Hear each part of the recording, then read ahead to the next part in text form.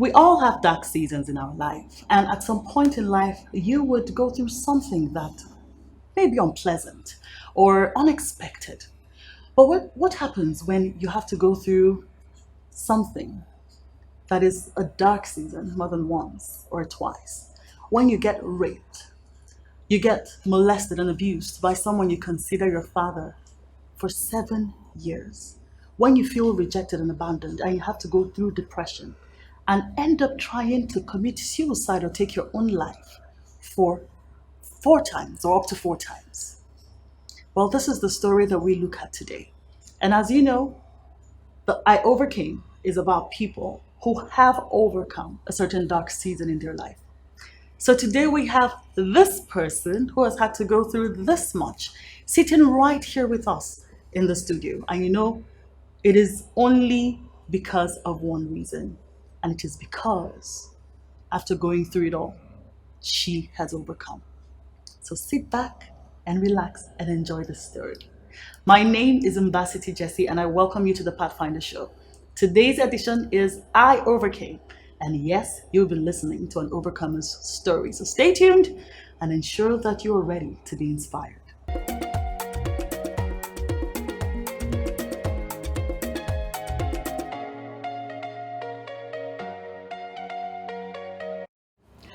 Welcome back. This is still I Overcame on the Pathfinder Show. You know, my name is Ambassador Jessie, your Pathfinder. Today, my guest, as I mentioned earlier, has overcome a life of a lot of troubles and dark seasons.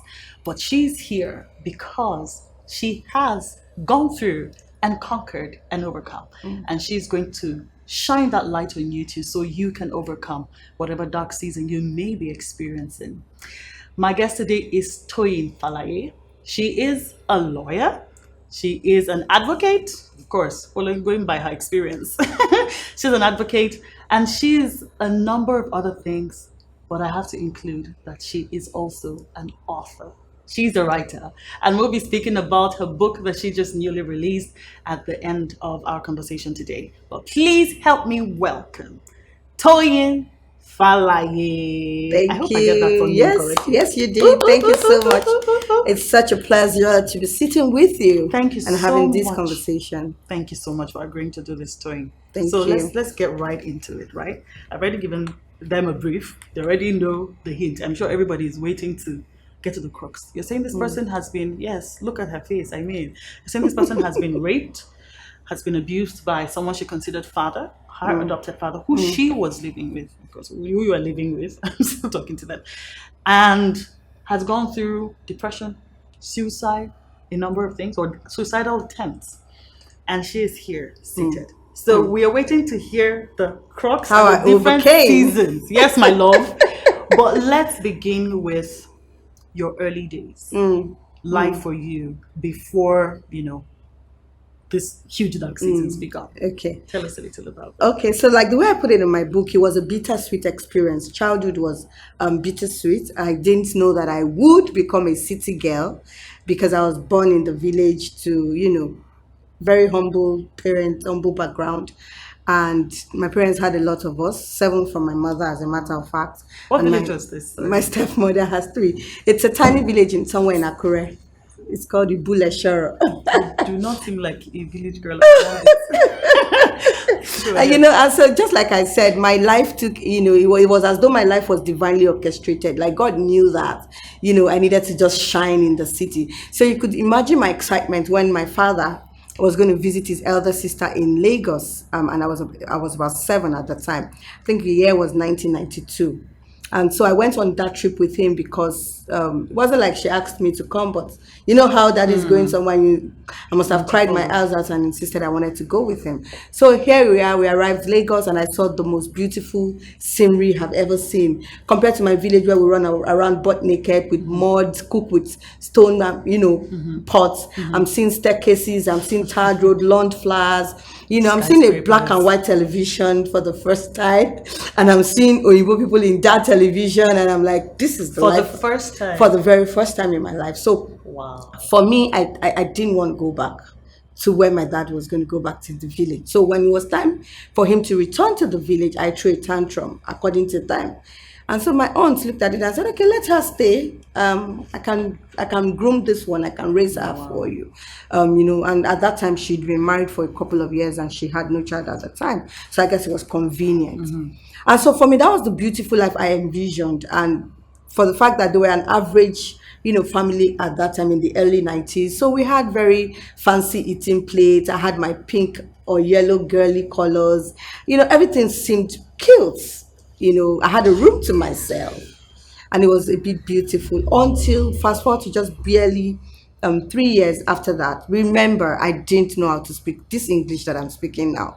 I came with that very thick village accent and a little bit of Yoruba. So I had to learn speaking English, but I think I was just a very smart little girl. Right. So fast forward just barely 3 years, when the first experience happened. I didn't know what it was called, but I just knew that this neighbor's son came into the house hot afternoon. Had just returned from school. Right. Of course, I started school late. I started school a year after I got into Lagos. Okay. So I was barely. I think I should be in primary three or so, but I was 10 because I started late.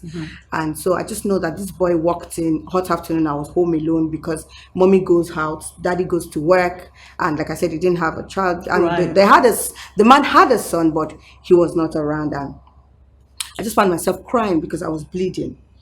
And a neighbor ran in upon hearing my voice and spanked the boy and sent him away. How old was And this boy? he was about, well, he just died recently, so I had to go check up. I don't know. I felt some sort of way that day, the day he passed, and I realized he was 42. So at that So time, you he did must the have been about numbers. 5 years older than I was, Wow. give or take. Yeah. Yes, 5 or more years older than I was. But for a boy, you could imagine his frame, and he was on the big Because side. you were 10. I was 10 and So he very must have been like diminutive. 15. He must have been like 15, and then he's on the huge side. So all I remember about that incident was that I was crying, and this neighbor came in, sent the boy away, and she cleaned me up and told me not to tell anyone. Of course, I wouldn't have even known what to do. This was the era where we didn't used to talk. It wasn't the kind of house where you could even express. So that incident just passed. The only thing that is very significant was that about a few weeks later, when the boy came to the tap where I was fetching water and I saw him, I just became very afraid of him because I remember him as the boy that had injured me. Because so injury was what in your mind it was. It was. I an thought it injury. was an injury. I didn't know that So- it was rape so- and that my virginity was taken away already. And that was why you bled. Yes. So the person who told you not to say a word was who? Our neighbor, the next door neighbor. So it she was a block of another flats. neighbor. She Another wasn't neighbor, not his anybody mom. related to- No, not his mom. Another neighbor. So it was like a block of 16 flats. Oh. So we are on the first floor. Okay. This boy lives on the last floor. Oh, wow. And so the neighbor that came was the neighbor, the next flat to ours. I see. That kind of scenario. And so that was how that passed. What I remember again was that day, because I was so afraid of the boy, he took my water, put his hand on the, maybe he was just trying to bully me. Intimidate you. Intimidate me. So he took my water and was trying to wash his face with it. And my aunt's husband saw him doing that. And when I got upstairs, I was beaten so terribly bad. So terribly bad that the cane hit me on the eye and I went to school with maybe like an half eye. And they were threatening to call UNICEF, on my guardians because of what happened. So because I'm saying all of this because I realized that those things began to put, thoughts in my head 'Cause about what the boy was- that injured me, and then I'm being beaten when Yes. he's doing me something What wrong. did they say was That why would I have allowed him to put his hand in the water I was fetching? And that water was for me to take my bath. It wasn't drinking water. So It wasn't for the house. It was for you. It wasn't for the house. I just wanted him to do whatever I wanted to do and get it course, off, of course. because that of the experience I had with him. So I was beaten that day, terribly so. And not too long after that, the real abuse started. And I think that's where my life began to dwindle, if I would use that word. Because when daddy began to molest me, it was the strangest thing to happen. This was the person we called daddy. And I know mommy's in the house. And then he came that night. I was about 12, 11 going on 12 actually. And before then, like I said, we used to be beaten at every slightest provocation. I need to have a picture of the kind of house we lived in. Right. So And so it's strict very strict. You don't talk when daddy and mom is talking. You don't talk back. You don't sit in the living room when they are when they're there. there. You know, that kind of, so Oh, that was the wow. scenario the house looked like. So when daddy came that night and pulled off my wrapper, from my body, I was actually afraid. I thought I had done something wrong during the day that he was coming to scold me for. And so I was saying, daddy, I'm sorry, very shaky. And he said, shh, lie down. And, it just began to touch my body. It felt extremely strange. I'm sorry. After the neighbor had touched you that way, did you have anything in between happen again? No, that So I this can was the remember. next time you Yes, would have some man touch you again, in that way. again, yeah. And this time it was It daddy. was daddy. So it felt extremely strange. And then the commands, shut up, lie down there. And it was just like me obeying the commands because I was the most confused Oh my 12-year-old at the time. And so he just touched me, touched all of my body all around and left. And the next night he came and did the same thing. And then the next night he did the same thing. And then Every one night, night? yes, and then one night he came and I said, Daddy, and he said, do not tell anyone. Otherwise, I'll send you back to the village. And if you go back to the village, you will die after 7 days. Because, in his words, there's something in your body I'm trying to take out. And so I didn't understand what it was because he made it look like It was a treatment. God bless you. It made it look like there was a treatment. It was much later because he would do all sorts, finger me, do all sorts. So one night he asked me, who has touched you? Of course, probably he had a free because of the amen that was no longer there from the 10-year-old experience. So I said, that is you. Because it's the one who's been coming night after night. This should be about maybe a month thereabouts. He said, so if anybody asks you, you tell them I'm the one. I said, oh. He said, if you say it, you go back to the village and you will die after 7 days. And by this time, I was already in primary 4 or 5 thereabout. I had started representing my school in Miriam Babangida quiz competition or Miriam Abacha quiz competition because I was 98, 97 thereabout. So I was a bright student. Ironically, I was tops in class and I loved school. So I didn't want to go back to the village. The sound of that, He going back knew. to my muddy village, I mean, you scared the refused to hell out go of me. at first. So he knew that was a bait. A bait, a bait. So I said, okay, no, daddy, I won't tell anyone. And I guess that was the passport he needed or the visa he needed. And it continued. It's always strange when I say night after night, but that's my reality. Literally? It was literally every night because this was the time the television stations had just started 24 hours. So daddy's excuse for coming to the living room where I had been instructed to sleep. So by some sort of manipulation, he said I should not sleep in the bedroom anymore. Abusers have a way with how they want to manipulate their victims. So he made sure that I moved to a place where he would have easy access.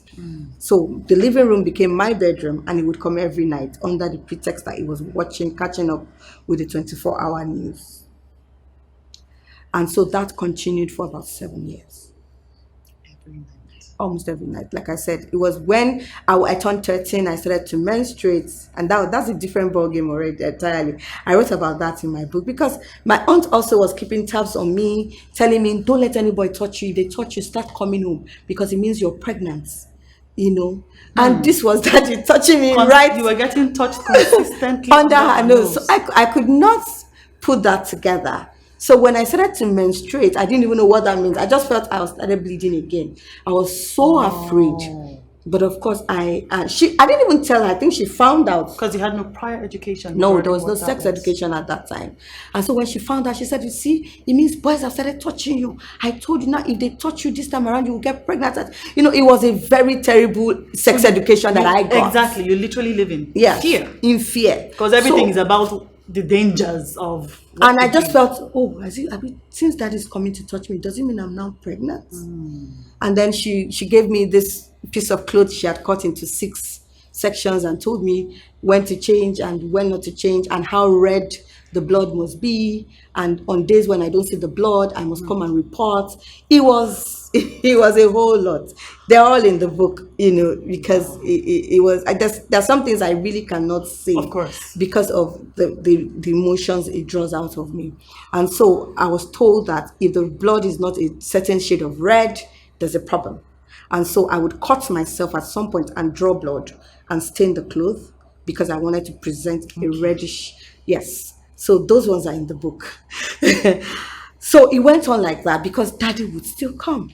I'm sorry, you were being abused by two people. Well, for mommy, I think it was just ignorance and It doesn't change the effect. oh yes. Also the abuse, right? I say that I'm a graduate of the school of abuses. It wasn't just being abused sexually. I was being abused emotionally, because this same man would also tell me that I look like a witch, that he doesn't see me as somebody who would ever amount to anything, that I may probably get pregnant and drop out of school. And so there was verbal abuse, and there was physical abuse, like I said, being beaten at the slightest provocation with horsewhips and cane and what have you. So emotional abuse, of course. Physical, oh, I'm a good student, maybe an A student. Sexual, A plus, because like I said, almost every night. So for me, so all of that was what I had to soak in, living in that little two-bedroom house with these people. You're clearly the one who has overcome, because I'm the one teary-eyed. So because I'm laying this Wow. background, because that was what almost ruined my life, or literally did, because when the effect of all of this trauma that I soaked in began to unleash, then it looked like I really had no life of my own. We'll take a quick break and be right back. This is already a lot that we have spoken about, but there is more to come. Talking about suicide, depression, and other experiences that come with Toyin's school of abuse, like she calls it. But you would hear, and of course, we'll share the climax of this story, which is how she has now overcome going through everything that she's gone through. So please stay tuned. We'll be back.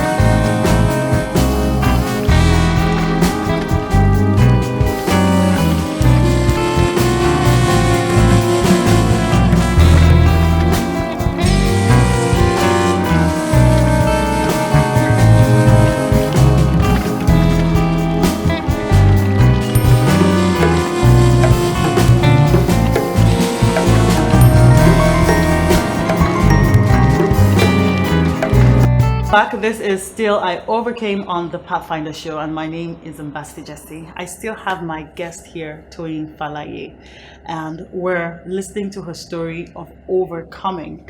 Of course, she also has a book in this regard called Diamond in the Rough, and we'll be speaking about that later on the show. But this story you hear is pretty much what that, in fact, we do not even touch on everything that is in the book here.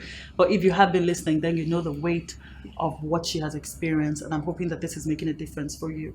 So we just pick up from where we left off, Toyin. Yeah, thank you. Now I know you've had a number of suicidal attempts. Yes. Let's just pick up from the first. The one that I can remember. Okay, so my first suicidal So you're going attempt, to have I to was- explain that statement. Yes, one that you the can first remember. suicidal attempt, I was 15. And I think I had not realized that whatever it is I was going through with the abuse at home was me bottling up and masking it and taking it all in. And so my abuser had this persona of being nice to everybody outside and being, callous to us in the house. By us, you mean you and your aunt? Me, my aunt, and then the son. He had a son Right. from outside who is also with us. And so the particular incident happened. I remember it vividly well because it was when the Ikeja and Cantonment bomb blast happened. So my aunt had gone out the day before, and then that blast happened. Right. The phone thing had not become, not everybody had a GSM at that time. So we couldn't reach her. So we were worried. In fact, the neighbors had to come into our home and sit down and tell us, oh, did I just say home? I grew up in a house, not a home. But that's by the way. I get it. And so, they came into the house and they were like, "Oh, Alaji, don't worry, he's gonna be fine. She'll be back." We're just worried. I was really, really worried. And that night, my aunt didn't come back, and then it was just me and him alone in the house. And I think that was one day that I cannot wipe away from my memory, because this time the abuse didn't happen in the living room, but in his bedroom and on his matrimonial bed, all through the night. And so I wake up the next morning. I'm just there, and then still hoping that, will mommy come back? We're hearing news that thousands have died, thousands have fallen into the canal. Where is mommy? And then mommy shows up, surprisingly, and daddy runs to the door and gives her this hug and this kiss. I don't know what it is that died inside of me. But it wasn't me having an emotion for him. It was me Right. feeling, the face of a betrayer, of a two. This was a man who just did this on his matrimonial bed all through the night, running to give his wife a hug and a kiss, like he's missed. Like, I mean, he wouldn't have survived a minute without her. I could not take in that. So I just found myself going into the kitchen and picking a knife. And I didn't know whether to go. The house is not quite bigger, so I was seeing his back as he was organized. I didn't know whether to go just pierce the knife through his back or slit Or do it myself to yourself. open. And so I just found myself, I have a very good skin, so the mark is not there, but I just found myself using the knife on myself. And my aunt walks into the kitchen. What I just quickly dropped. I said, "Oh no, I'm just trying to arrange the plates." I just gave an excuse. But that was my first suicidal attempt. I was 15. Fast forward to the So second, 15, he had been doing it for 3 molesting years. for 3 years. Yes, that had been going on for 3 years, and probably I would have off days for 2 or 3 days when I'm on my That's right. period. So it was consistent, very consistent with the abuse. And so somebody asked me, did you tell anybody? Well, I told a childhood friend, my childhood Okay. best friend at the time, and From another, school? yes, who even lived around the house. We grew up in Festac. So if you Right. know, Festac town is kind of a communal, everybody. And so they had this male friend also, who, of course, childhood exuberance, my boyfriend or not, but he was giving me books to read. Okay. So I told him about what daddy used to do to me, because I had read in some books that it was called incest. When there is a family member doing this, and it is a taboo, Right. and that the people who are caught will be orchestrated. What's the word now? Become outcasts. Outcast pretty and much. all. So you can imagine what I was reading and me living what I was reading. It was a lot of fear. So when I told them, and they said, "Why not tell mommy?" I said, "I can't tell mommy, because this was a house where we could not express ourselves. You don't tell mommy anything. You don't tell mommy you have a headache. You don't tell mommy your clothes are old or worn out. You don't tell you don't talk. Daddy was Lord and Master, and all. So I couldn't tell. And so fast forward to 17 going on 18. I was becoming an adolescent. I knew it was wrong and I needed to confront it. And I had read about it. So one night he comes as usual, because it had become so bad that there was an automatic clock in my head. Once it Right. was midnight, I would just get up and sit down and crouch Wow, and wait waiting. for my master. And so and so that particular night, I don't know where I think I read a James Hadley Chase book. I remember now. Okay. I read this James. I wish I can remember the title, but this lady slit the throat of, James Hadley Chase movies are very with a knife. So I slept with a knife that night. So when daddy came, I brought out the knife, and with shaky voice and course. shaky hands and sweaty body, I was, "Daddy, if you touch me again, I will kill you or kill myself, because this is wrong. It's called incest." I was just going all and all with all I had. And so he asked me, "Who told you? Who have you been talking to?" I said, "Nobody. I read it in the books." And he said, okay, I won't come again. For real?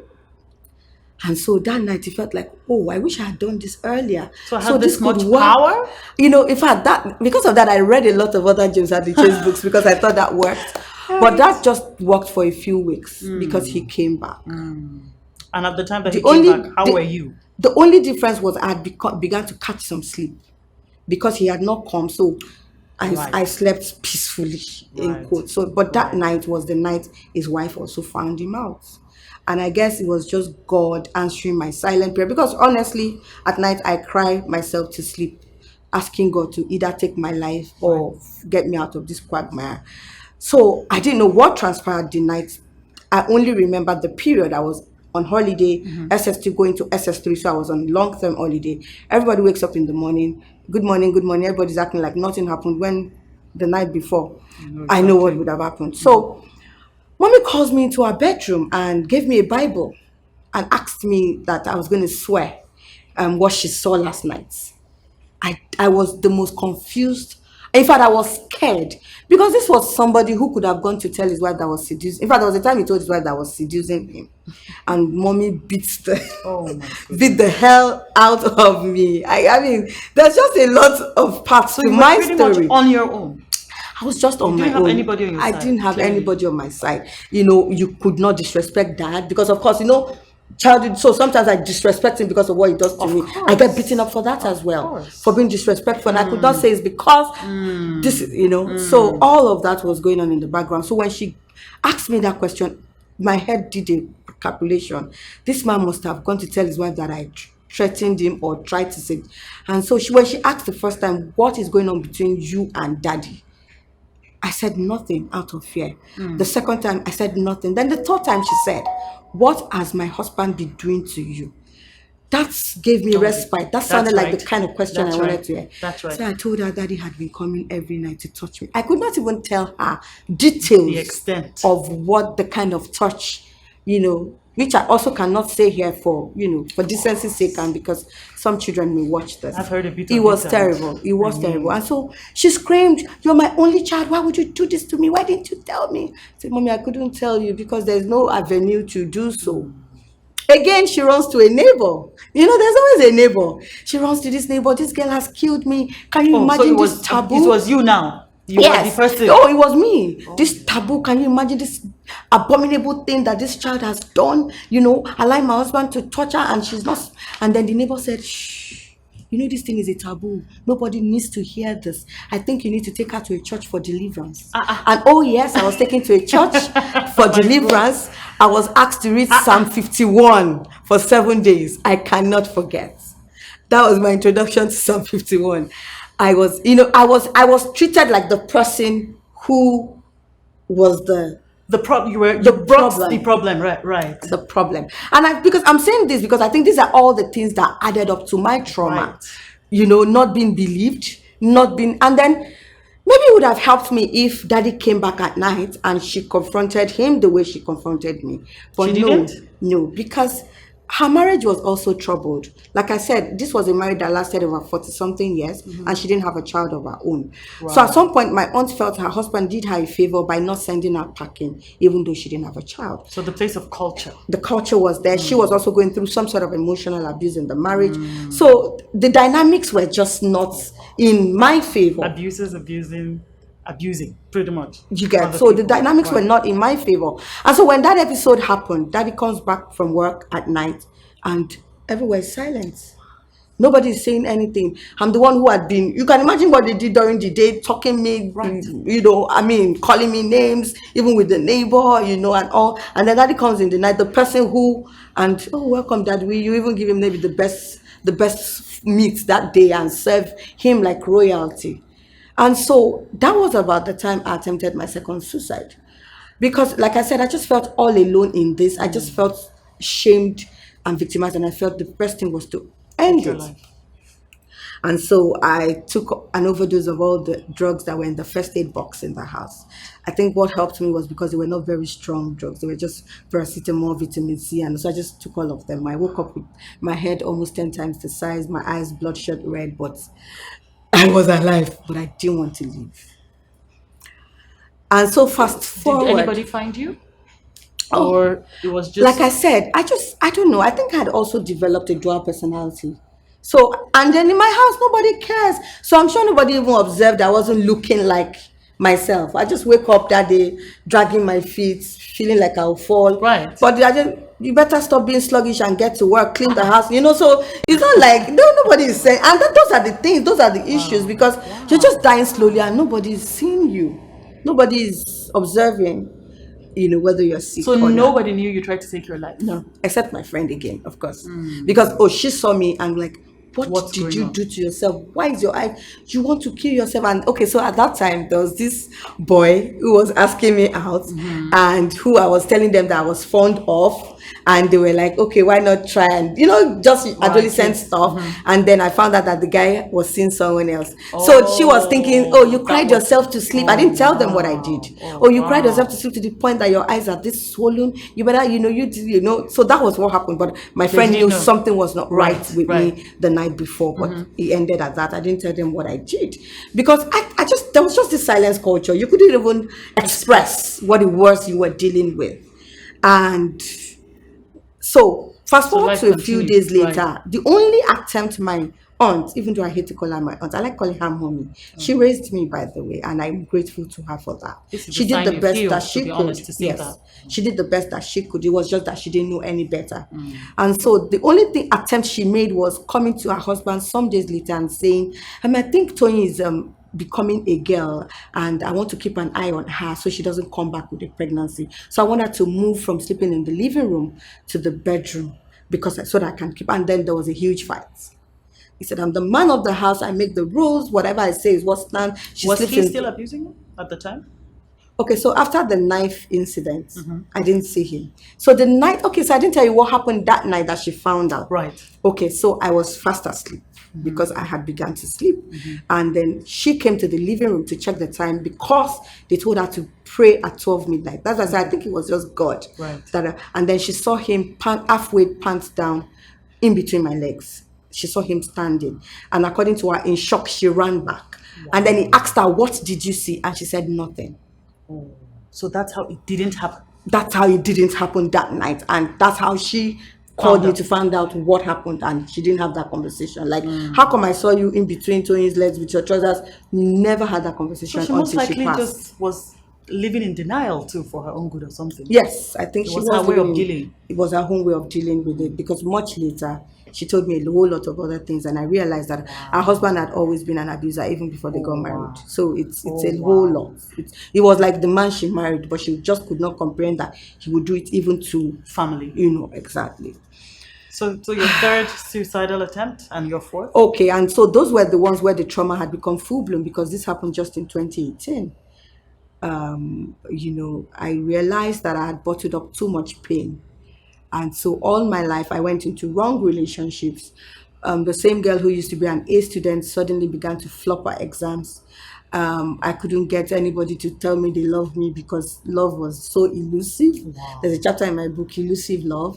I got into a relationship with somebody I didn't realize was married until the news came out, and so all of that began to Almost like you were searching for I love had and just I couldn't just grab it. I couldn't grab that. And I just soaked myself in so much pain. Pain. And so I made up my mind never to get married, right? Because of course I wasn't even finding love anyway. And so fast forward to 29 going on 30, I just told God. And I don't know, I just have this beautiful relationship with God, even as a child. So I used to read that small Gideon's Bible, the small one with the blue one. And I used to have conversations with God like I would a real father. And I said, I think God and I had developed that Some father-daughter relationship. And so at 29, I just told him, you know what, God, my life is just filled with too much pain. And anytime I went through a bad experience, I link it back to my childhood dysfunction, my childhood trauma. I just feel that there was A connect. a connect. And so I just said, you know what, I'm not getting married. So when I turn 30, I'll gather my savings and relocate to the UK. I'll find this British guy, have a boy and a girl. I just planned my life your in my life. head. So I told God that by the time I turn 30, if there is no husband, I'm never getting married.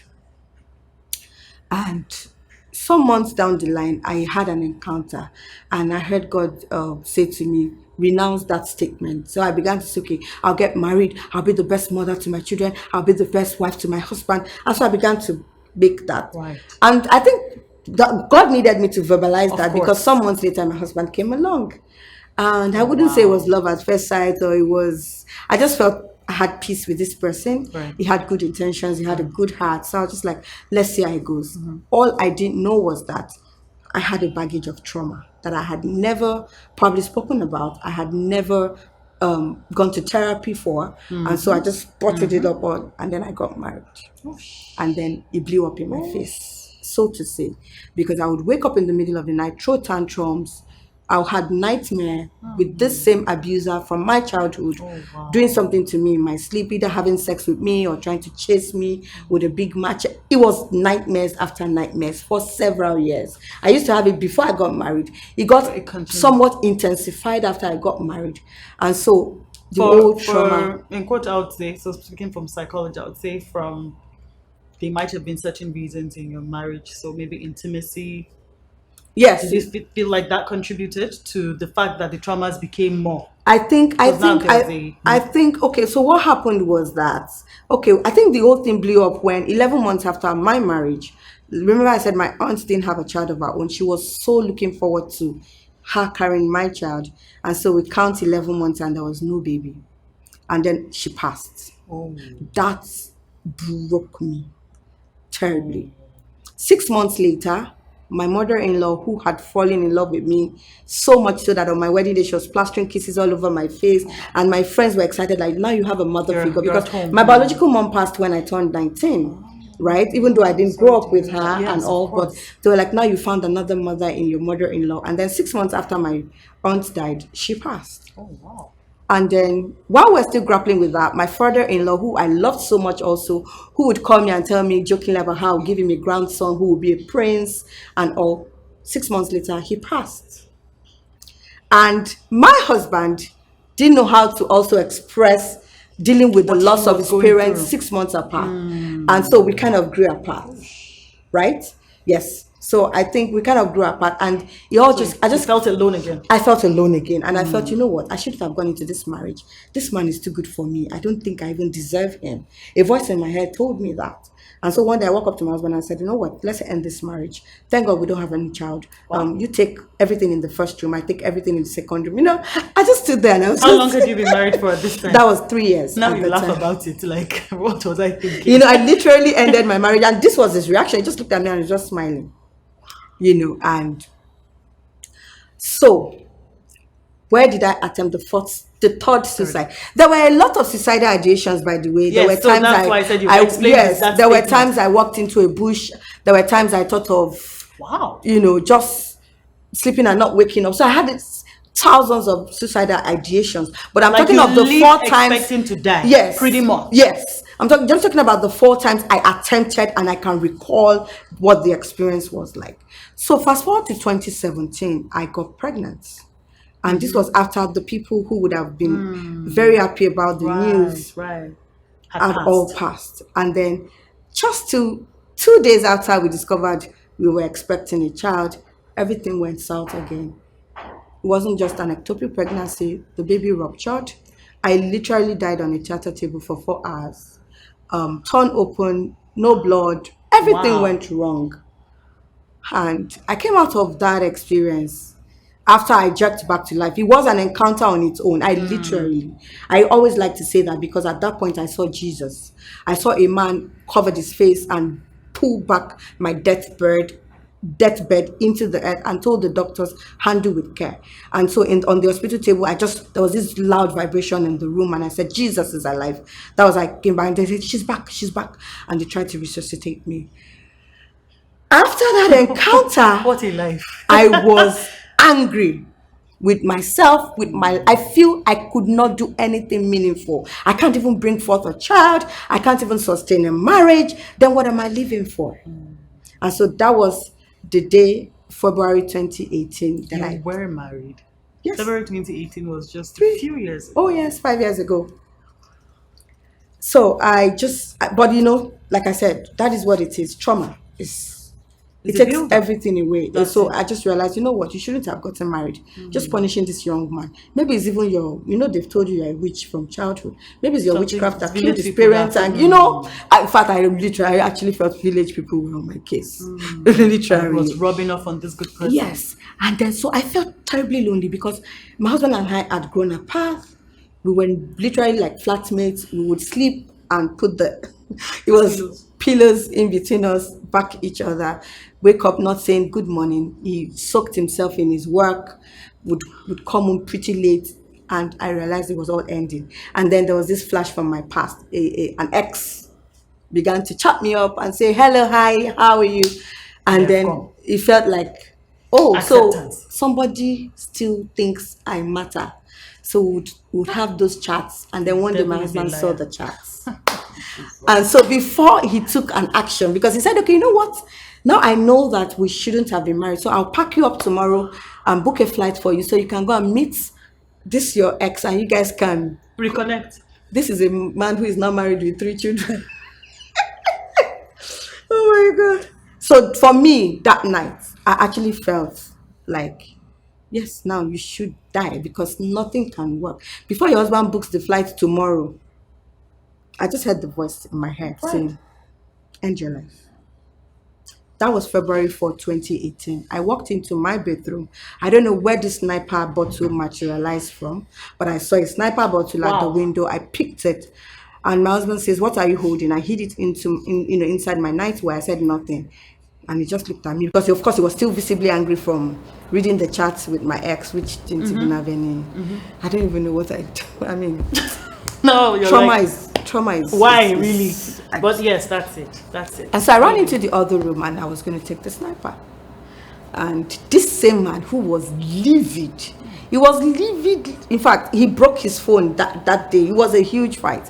Not like a physical fight, Of but course, he was you could tell he was hurt. He was ups- heartbroken. He upset. smashed his phone on the wall. Not even the tab where the chat was. His It was my own- tab. He dropped it, but smashed his own phone. So I felt like I had betrayed him. I felt like I can't hold anything together, and so I was ready to end it. But this same man was the one who ran after me, and struggled the sniper bottle. So he saw it? With me, yes, because of course I had opened it, and so he give me that thing. I said, "Can I?" This was me sobbing heavily.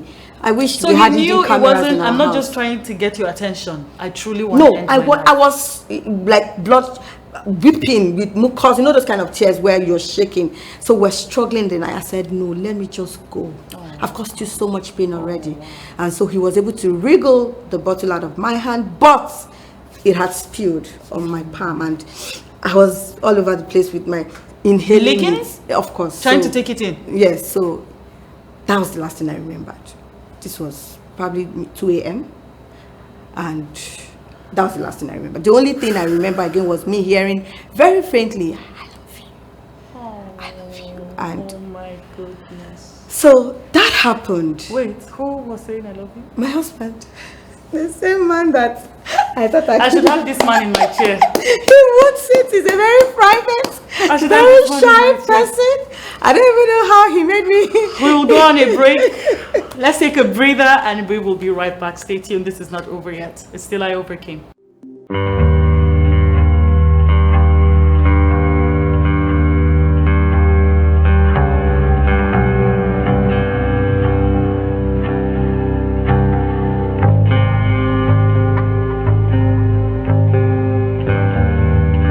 This is still I overcame with the Pathfinder. And whoosh, the story today, Toyin Falaiye is still right here. She's the author of Diamond in the Rough. And if you have been sitting here, then you know what her story is like.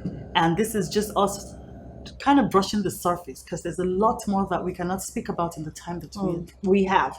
And so we're just going to quickly get into it and just, round up here. So you spoke about your last suicidal attempt. Tell us about the fourth one. Okay, so it was Let's 6 just- months apart. That was February. And because I miraculously, my husband saved the situation, even though, of course, it was a near death, I was still not satisfied. So in July, I planned that one. I told myself I was going to walk into a moving vehicle and two things would happen. Either I die or my legs are broken and I'm in the hospital for 1 year. You I just were wanted to ready get to away just from end. everything and everyone. And so that when I planned it, I dropped my phone in the house.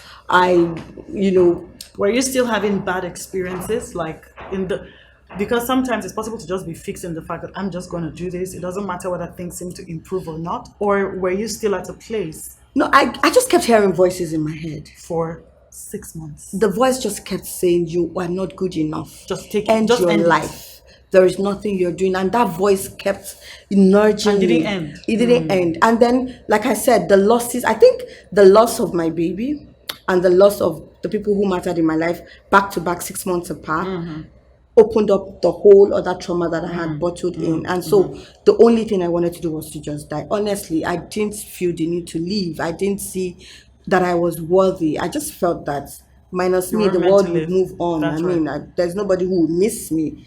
Even though there were people who cried in the hospital after I came out and threw tantrums and went in about the baby, I just said they will be fine. Everybody will be all right. Well, So tell us I'll about be the safe side there. of it. And so in the one in February didn't work from the incident. So Still in I 2018. planned, yes, still in 2018, July as a matter of fact.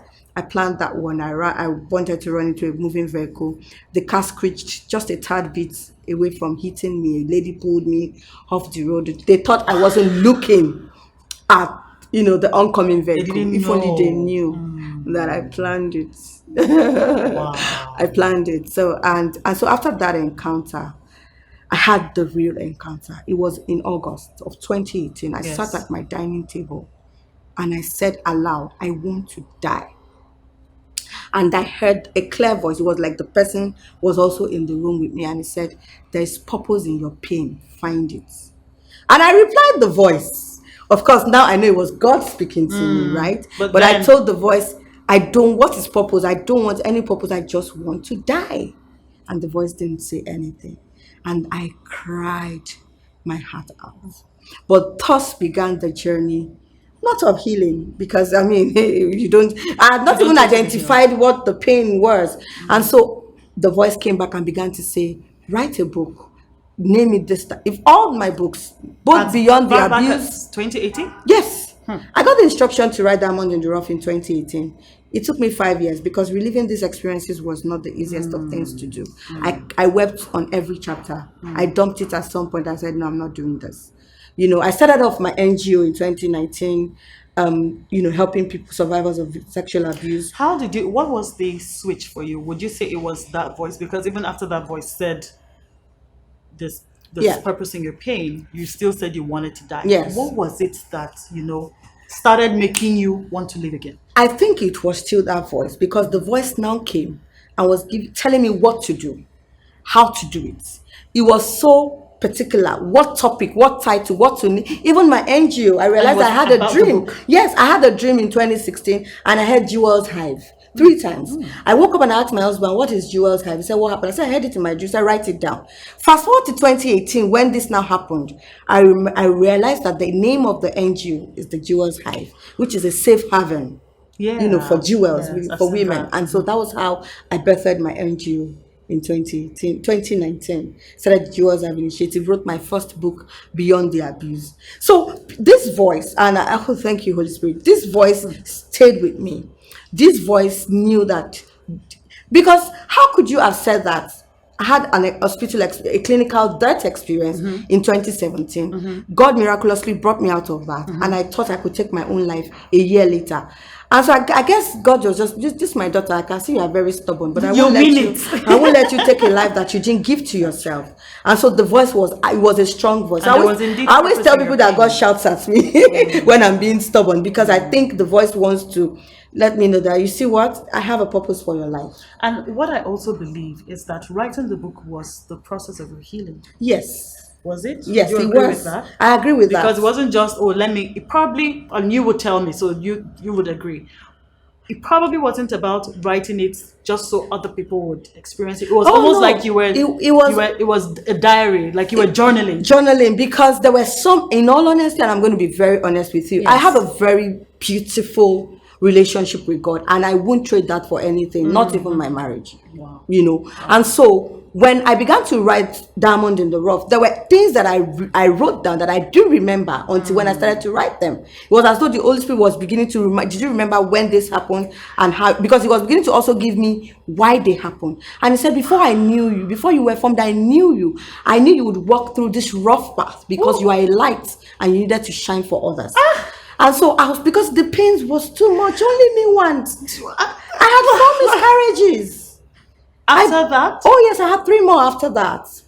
So everything was. and maybe it's a good time to also hit on it, because you mentioned that diamond in the rough, and it is in the rough because you're not. Oh, I'm not going over. through it, Yes, I'm still because healing. I'm still on a healing 'cause journey. now you're still My waiting. babies are not here yet. I'm still waiting. I'm still asking God how far. So that's why I didn't put it from or, because I'm still in the rough, is still the rough, and the rough is life. The rough is life, That's which is not right. going to be It's the fair. journey. Life will not give you anything. You have to fight. You have to keep your faith intact and get what you have to get out of life. So life will always be rough. So you have also said someone left a message in your DM saying God wasn't fair to you. Oh, Tell me how yes. you can strike that balance, because I mean, some of us just wake up with a headache and we're like, God, why would I sleep and wake up with a headache and we're angry? But this is what you've gone through, and Yes. how are And you okay, so still at some able to point have a I relationship? didn't like to say that, because I thank God he has forgiven me now. But I used to think I was angry with God. How can you even be angry We at we God or we with get there. I God, right? was. But I got to the point where, so from saying I want to die, I went back to God and I said, okay, I actually want to live. But I need you to point me to what I need to live for. And so, Right. I realized that the God that I felt I was angry at was the same God I would go back and have Was the conversations with. source? Was So the it was the same source. person you It needed? was the source. I He just agree. needed me to seek him. I agree. And I did. Let me get the book. Our My baby. Oh my God. Oh Diamond my God, in this the makes me Rough. so emotional. Yes. Wow. This is your life right here. My This is life. how many pages? 246. Just proof that we just scratched the surface here. There's a lot more. If you're going through any form of pain, this is some comfort, some solace, some inspiration for you. Through this story, it's possible that all you've heard or what you can relate to is just one part of Toyin's story. But I mean, this is a whole book. Yeah. You can imagine how many people will be able to relate with your story. Because for some, it was an abuse. They didn't have to go through a miscarriage. They didn't have to go through Pain of the pain of relationships, relationships, betrayals, depression. abandonment. Because at some point I hated my father. I felt he abandoned me, Wow. and that's why I went through all of that. I also suffered, lack of parental love. My parents didn't raise me, and the people who raised me I didn't quite get. So Wow. there's just a whole lot, a So whole with your lot. husband, and we're rounding up now because Yes, it's my time to be sweetheart. done. How My did things gift heal? from Where are God. you? How are things? So the first 5 years of my life, of my marriage, was a storm. We didn't quite enjoy the marriage because I was bleeding on him. Right, I was right. bleeding on him, and he didn't understand. I mean, what was wrong, and so people ask me, did you tell your husband about the abuse? Like I said, I didn't quite remember a lot of things about the abuse until I began to write. And so I just mentioned to him that my adopted father molested me This on the was surface a level. major. But at the first time when I went public with my story in 2018, I think because of that suicidal attempt that he experienced and all of that, he just knew that this lady needed Needed to to heal. express. Yes. So when they invited me for that interview, he allowed me to go. And I think that began to give him clarity on what I was What you were dealing with. dealing with. And so we So began to have how are deeper things now? conversations. Right. Yes. And so, but 5 years, oh, I don't wish what those first 5 years on. But But now now we're good, good, good. He's I my, can he's, tell. I he's, can he's my see it. It was your soulmate. anniversary last week. Oh, How many yes. years now? 8 years. So 3 years of bliss in quotes. Oh, yes, absolutely. Oh, Absolutely. God bless him. Please, God Mr. bless you, Falaiye. Mr. Fowles. You know I Mr. love Fowles, you. God bless you. Give your final words. What would you tell anybody going through a dark season in their life right now, especially as it relates to what you have experienced? So the saying that there is light at the end of the tunnel is true. Right. There is indeed light at the end of the tunnel. It may not look like it, and there is indeed always a purpose in whatever pain you might have had to go through, and there is indeed a reason why you went through that. Is because you need to liberate someone else out there who needs to reignite hope and strength and heal from their own pain. And the reason why I wrote this book is because I feel that we do not have many stories of relatable people are not vulnerable enough to share. That's right. God said that's the ministry. I have to be vulnerable, and so I take it as an honor that I can share. It's not the easiest of things to do, I must tell you, but I've owned it. I've decided that I will share as much as I can let out, Right. so that someone else can find strength, can find encouragement, can find healing. And so my last word would be that indeed there is purpose, and you must live out your purpose on the earth. Amen. Amen. Tell us how we can get this book. Okay, How do we get it? so we can pre-order on my website, www.toyinfalaiye.com. You can pre-order on Amazon, on Okada Books, on Seller, Nice. and of course you can, when you pre-order on the website, you get the hard copy of the paperback. Thank you, Toyin. Thank you so Thank much for you. having me. Thank you. Thank you. At least look, I've tried to hold my own emotions in because it is so weighty, and I'm just thank you for allowing yourself heal so you can heal other people. Thank you for showing us that regardless of what anybody has been through, you can overcome. Yes. If I go by your story, you've just had pretty much just a little few years from 2018 of the time of healing and peace. Over how many? You Yeah, just turned I what? used to say You're turning. No, your yes, birthday is. I'm turning 38 in a few days, but I had 23 years of pain and trauma in those 38 years. God is good. Yes, he is. We bring it to a close. There's so much to speak about, but again, if you want to know more about Toyin's story, please pick up her book, Diamond in the Rough. And this is the journey of her life. And of course, it is sure to inspire you even more than this video would do. So thank you so much for being with us. Remember that you can contact us if you have any story you would love to share, if you would want to also get some form of counseling, then please leave a message on the email on the page, and you can reach us also on our social media platforms. I still got joy in chaos. I've got peace that makes no sense, and no, I won't be going under. I'm not held by my own strength, since I put my trust in Jesus. He's never let me down. He's faithful through every season. So why would he fail now? He won't. Okay. Thank you, and see you in the next episode of I Overcame. God bless you.